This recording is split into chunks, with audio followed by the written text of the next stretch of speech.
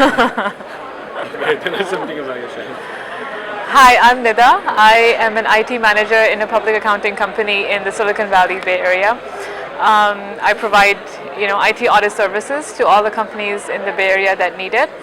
On the side, I'm also an entrepreneur. I provide makeup and hair services to brides, so I'm associated with the wedding industry over here as well.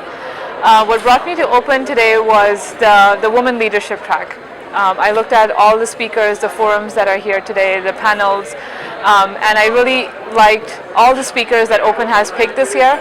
I've known them in my prior lives, in my prior careers as well, so I was looking forward to coming here to see what they can share from their experiences.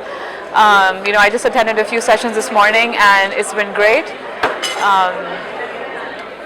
Why do you think someone else should come and attend? I think it's important for women especially to come and attend this because oftentimes in our South Asian community, women struggle with how to make it within the corporate culture, and they have a lot of fears, a lot of insecurities about am I going to be able to do it?